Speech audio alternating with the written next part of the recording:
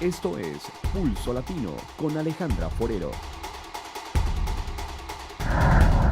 Gracias por continuar en sintonía de Pulso Latino. Hay preocupación de las autoridades en Colombia porque se dispararon los robos de autopartes de vehículos. En Bogotá, su capital, la zona más afectada es Suba. Preste atención a este sujeto de saco naranja. En este video de una cámara de seguridad del barrio Prado Veraniego en el norte de Bogotá se ve cuando trata de robar las copas de esta camioneta. Otro sujeto pasa y lo alerta, pero entonces vuelve y extrae el espejo lateral en menos de 5 segundos y lo esconde en su ropa. Ese mismo día, pero más tarde, el sujeto con ayuda de un objeto roba las copas del vehículo. Incluso se acuesta y se arrastra en el piso para lograrlo. En sí el robo lo hacen en menos de 30 segundos de cada una de las partes. Las tapas las quitan en menos de 10 segundos, no sé ni cómo, y las lunas sí que peor. La situación, según los trabajadores y habitantes de este sector, es desesperante. Dicen que los robos ocurren cada día y que no saben qué hacer porque no hay parqueaderos cerca y tienen que dejar sus carros en la calle. Ya no podemos dejar el carro ahí ni una hora, media hora, porque bajamos y ya no está la antena del radio, no están los logos, no están... Inclusive ya no vale ni tener pernos de seguridad. Según la policía, en Bogotá existen 3 grandes bandas dedicadas al hurto de autopartes. Ya se tiene plena acerca de las personas que hacen parte de esa banda. Se está trabajando en diferentes localidades. Aquí en la localidad de Suba tenemos identificadas algunas personas que se dedican a esta situación. Según las autoridades, la problemática se agrava porque pocas veces se denuncia, pues muchos lo consideran un delito menor.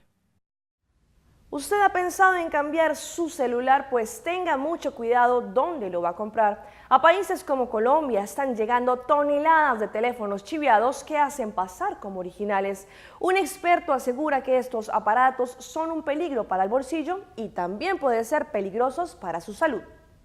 El cargamento de al menos 2.000 teléfonos celulares venía de China. El traficante era seguido por autoridades alemanas que alertaron a la policía de Colombia, que descubrió los teléfonos en 7 maletas en el Aeropuerto Internacional El Dorado de Bogotá. Son celulares a los cuales les han borrado los email, que es un número de identificación único que tiene cada celular, y por ende eran celulares falsificados. Venían para ser distribuidos especialmente en zonas de San Andresitos, allí eran vendidos clandestinamente. Entendemos también que una parte de estos celulares iban a ser vendidos a través de lo que denominamos el cibercontrabando. Estos celulares eran vendidos en Bogotá, Cali y Medellín como si fueran originales. La gente que ingenuamente compra un celular de estos, ingenuamente está inmerso también en la comisión de una conducta punible. Les tapaban la marca para no ser descubiertos por autoridades aduaneras. Lo tapan precisamente para evadir, digamos, la aprehensión o judicializar a la persona por falsedad marcaria o por usurpación de marcas. Pero, ¿y cómo diferenciar un teléfono original de uno chiviado?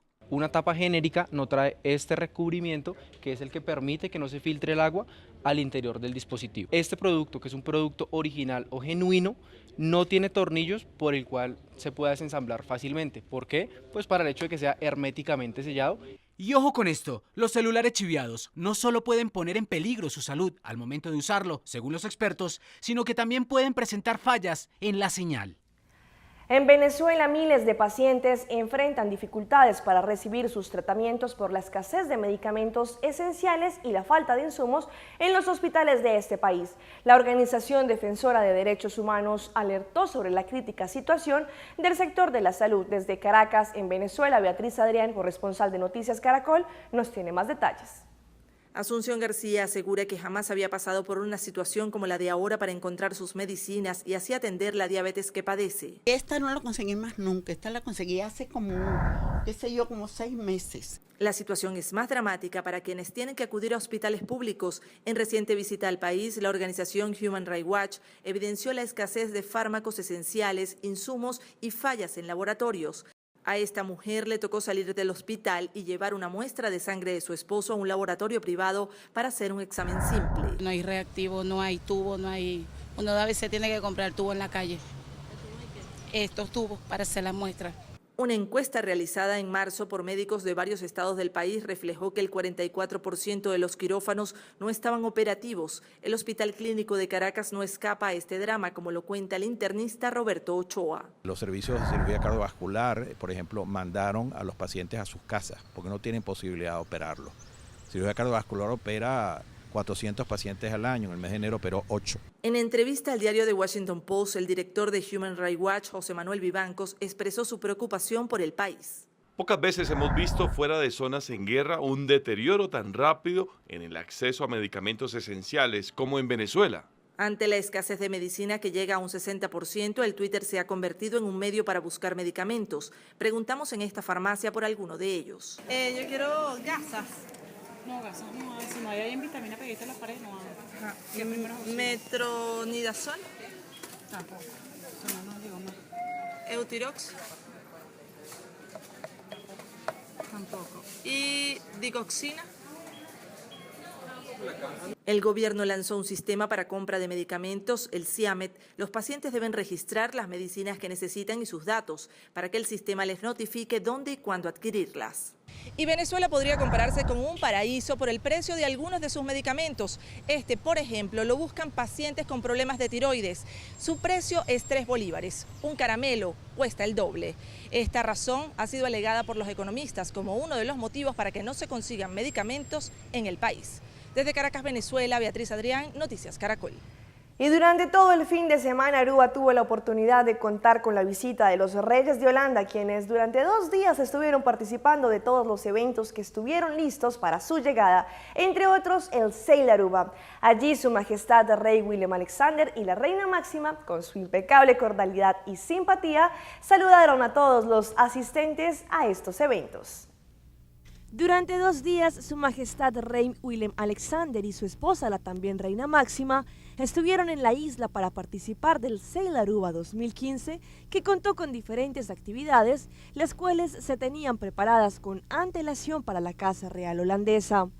Desde temprano la comunidad pudo disfrutar de la presencia de los Reyes de Holanda en el muelle de Oranjestad. Allí se llevaron a cabo actividades como competencias de botes de vela, demostraciones de la Marina Real, visita a la casa del gobernador, entre otras. La pareja real pudo sentir el calor fraterno y el respeto que tiene la comunidad de Aruba por la Casa Real, quienes supieron darle una muestra recíproca del afecto que ellos tienen por las islas. Su Majestad el Rey Willem Alexander indicó a la salida de uno de sus eventos programados que la intención es volver de forma más frecuente a las islas que caen bajo el reino de los Países Bajos. En otras noticias, este fin de semana también se llevó a cabo la denominada pelea del siglo entre Mayweather y Pacquiao, la cual dio como ganador al estadounidense por decisión unánime de los jueces, pero la denominada pelea del siglo no respondió a expectativas. La decisión contra Pacquiao se sigue cuestionando. Los seguidores de Floyd Mayweather sacan a relucir las cifras para justificar la victoria por decisión unánime de los jueces que el estadounidense logró la noche del sábado en Las Vegas frente al filipino Manny Pacquiao en la denominada pelea del siglo. El más grande bien podría utilizar ese calificativo con Floyd Mayweather, pero por razones inversas tiene técnica para pelear, pero carece de ataque. Sin embargo, sin golpear, como por arte de magia digno de David Copperfield, que tiene su centro de operaciones en esa asombrosa ciudad que no duerme, Las Vegas, los jueces estadounidenses lo premiaron dando una decisión unánime contra el filipino Manny Pacquiao. Mayweather rehuyó más de lo normal y casi no pegó. Pacquiao en cambio avanzó y buscó el ataque y fue el que más conectó golpes sólidos y marcó. Según muchos, una mala pelea de asaltos parejos pero inclinados a Pacquiao, que los jueces decidieron a favor de Mayweather, el incompleto boxeador que no necesita pegar para ganar. Y cerramos nuestra emisión con imágenes de Charlotte Elizabeth Diana, pero para quienes no saben, es el nombre de la heredera del trono de los duques de Cambridge, quienes se convirtieron en padres por segunda vez. La hija menor de los duques de Cambridge, Guillermo y Catalina, nacida el pasado sábado, se llamará Charlotte Isabel Diana, según lo anunció este lunes el Palacio de Kensington. La niña cuarta en la línea de sucesión al trono británico será conocida como Su Alteza Real Princesa Charlotte de Cambridge. El nacimiento el pasado sábado de la princesa de Cambridge, hija menor del príncipe Guillermo y su esposa Catalina, fue celebrado este lunes con salvas de cañón en Hyde Park y la Torre de Londres, como marca la tradición en el Reino Unido.